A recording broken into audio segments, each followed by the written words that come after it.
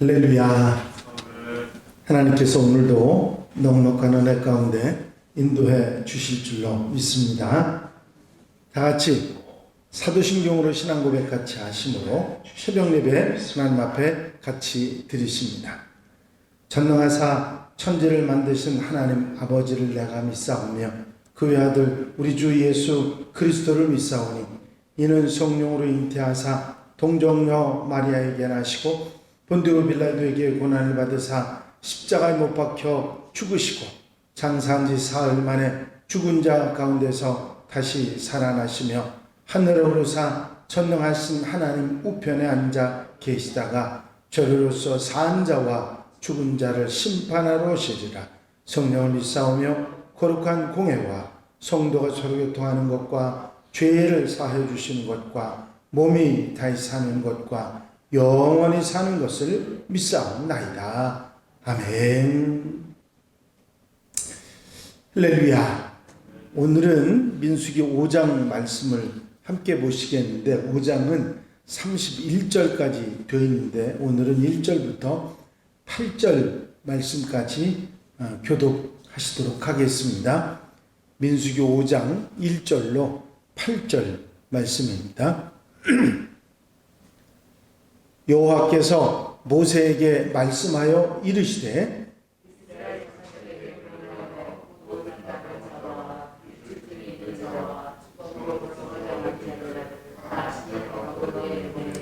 남녀를 막론하고 다 진영 밖으로 내보내어 그들이 진영을 더럽히게 하지 말라. 내가 그 진영 가운데 거하느니라 하시매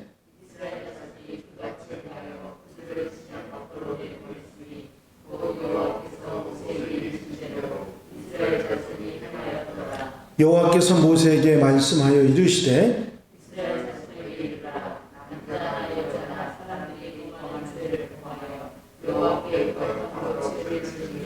그 지은 죄를 자복하고 그 죄값을 온전히 갚되 5분의 1을 더하여 그가 죄를 지었던 그 사람에게 돌려줄 것이요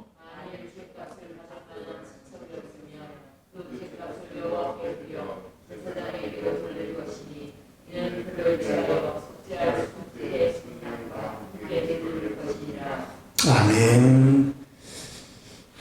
할렐루야. 오늘 민수기 5장의 말씀은 사람들, 특별히 부정의 법칙에 의해서 부정한 사람들이나 또는 죄인들 그리고 가정사에 있어서 그런 남편과 부인의 관계에 대한 이야기들을 어떻게 대할 것인가를 말씀하신 그런 내용입니다. 사실 이 민수기 맨 앞부분에서 이제 이스라엘이 출발 준비를 하고 있는 과정에 제사장들 또 인구 조사를 해서 그 사람들이 제사를 드리면서 이게 출발 준비를 하는 가운데 어떻게 생각하면 뚱딴지 같은 그런 내용이기는 합니다만은 또 하나의 규정으로서 우리에게 나와 있는 그런 하나님의 말씀입니다. 내용을 정리해보면 1절부터 4절까지 내용은 병자들 또는 부정하다고 취급받는 사람들을 어떻게 대할 것인가 하는 부분의 이야기이고 5절부터 10절까지는 죄를 지은 남자와 여자를 대하는 태도에 대해서 11절로 31절까지는 부부의 이야기인데 특별히 남편과 아내의 관계에서 신의를 저버리거나 부정을 했을 때 그것이 의심될 때 어떻게 할 것인가 하는 부분에 대한 이야기입니다.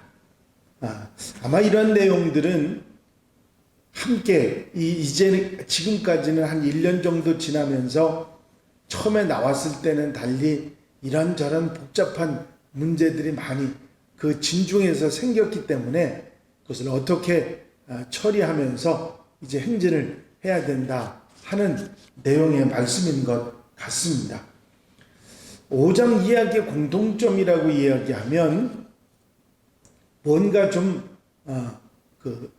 약한 사회적인 약자들에 관한 이야기라 그렇게 표현할 수 있을 것입니다.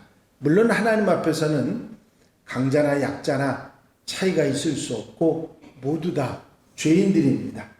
하나님께서 강자를 대하는 방식이나 약자를 대하는 방식이 다를 수가 없고 동일하신 분이지요. 하지만 성경 속에서 우리가 읽다 보면 종종 약자에 대한 많은 배려를 하는 듯한 언급이 있는 것은 이제 일반인들이 죄인들을 대하는 태도, 사람들을 대하는 방식하고 하나님께서 사람을 대하는 방식이 어떻게 다른지를 우리에게 알려주는 이야기죠. 하나님은 공평하시고 일반적으로 사람들은 약자나 강자에 대해서 대하는 태도들이 다르기 때문에 그렇다 말할 수 있을 것입니다. 민수기 5장 1절부터 4절까지 내용은 납병 환자, 유출병이 있는 사람들, 죽음으로 인해서 시체를 만짐으로 부정하게 된 자들을 진영 밖으로 내보내라 하는 말씀이 나와 있습니다. 왜냐하면 하나님께서 그들에게 대한 배려로 이 말씀을 하셨는데 잘못 생각하면 그렇게 생각할 수도 있습니다. 하나님 거룩하신 분이기 때문에 하나님이 거하시는 진영이 더럽혀지면 안 되기 때문에 인간이 부정해지면 거룩하신 하나님이 떠나시지 않도록 밖으로 내보내라. 그렇게 일반적으로 생각하면 받아들일 수 있는데 아닙니다. 하나님께서는 인간의 정부정에 따라 변하시는 분이 아니고 부정해지지도 않고 영향도 받으시는 분이 아닙니다. 이제 사람의 정결함으로 인해서 하나님의 정결이 지켜지는 것이 아니라 오히려 하나님의 거룩하심으로 하나님의 정결하심으로 사람이 더 거룩해지고 정결해지는 것이 사람들이 부정하다가 하나님께서 부정해지시는 일은 없을 것입니다. 그래서 하나님을 당신을 소개하실 때 나는 거룩한 여호와라 하시고 나는 너희를 거룩하게 하는 여호와니라 그렇게 말씀하고 계신 것입니다. 여기 2절과 3절에 나오는 그들을 진 밖으로 내보내라고 하는 이 말씀은 내쫓아버리고 추방하라고 하는 그런 의미의 내용이라고 생각하시면 안 될 것입니다. 이것은 정죄나 심판의 의미가 아니라 치유하고 회복하고 돌아오라고 하는 의미로 내보내라고 하는 하나님 말씀입니다. 치유를 위한 격리 조치이고 비난과 저주를 피할 수 있도록 배려해 주시는 것이고 회복돼서 다시 돌아올 수 있도록 베풀어 주시는 하나님의 뜻을 우리에게 전해주는 내용이죠.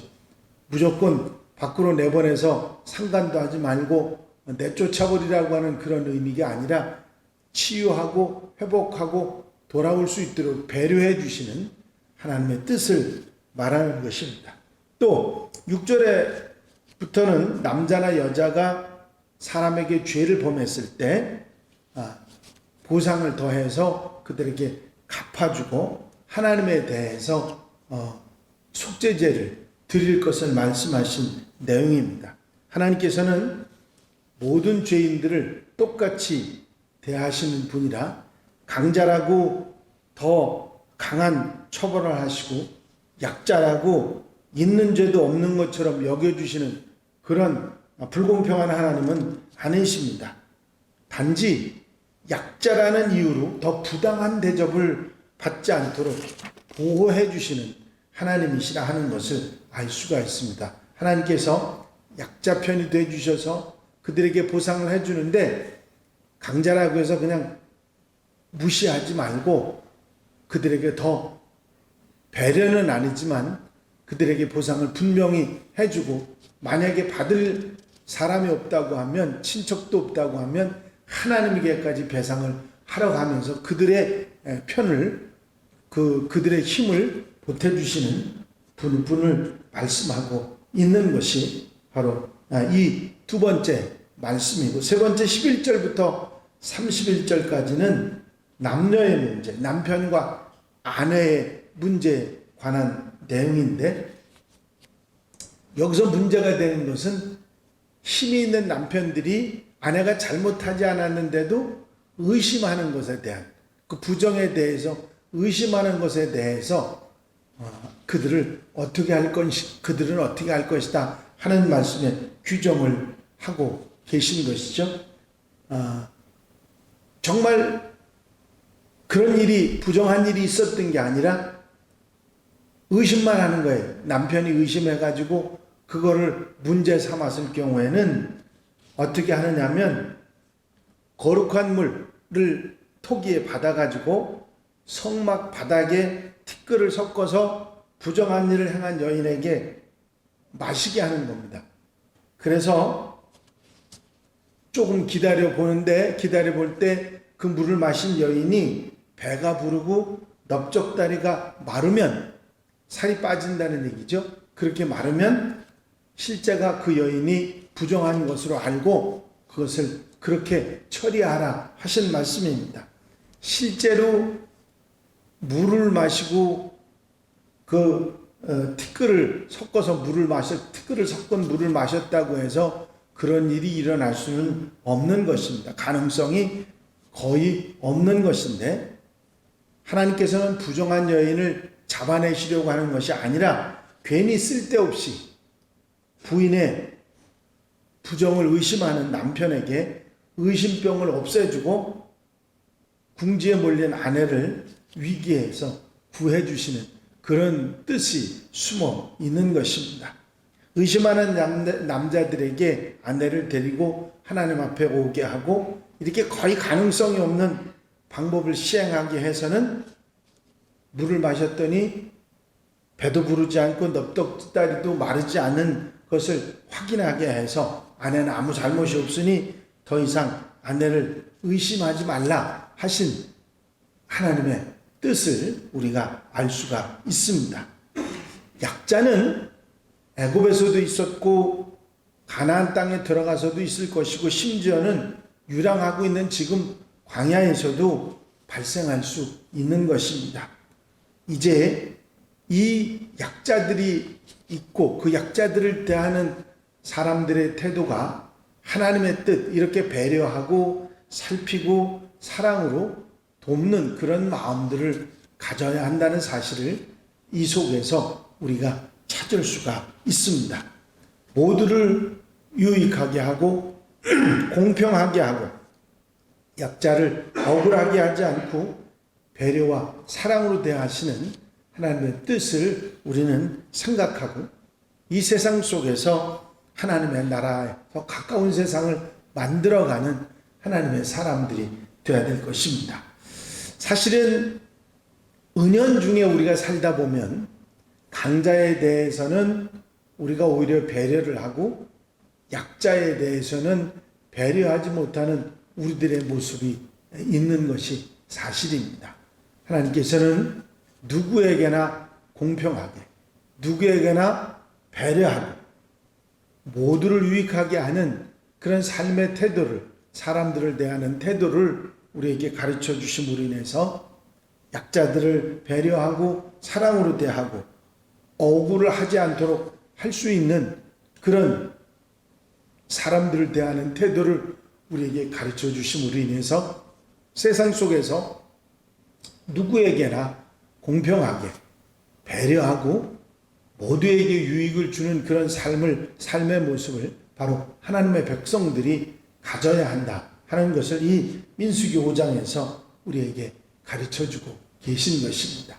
어떻게 생각하면 그저 간단한 그런 규칙이나 규례 같지만, 이것이 배려와 사랑을 포함한 하나님의 뜻을 하나님의 백성들이 가져야 한다, 누구에게나 공평히 대하여야 한다 하는 사실을 우리에게 알려주고 계신 것입니다.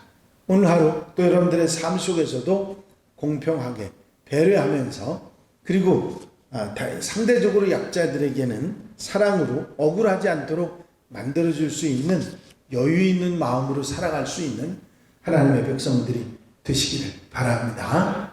기도드리십니다.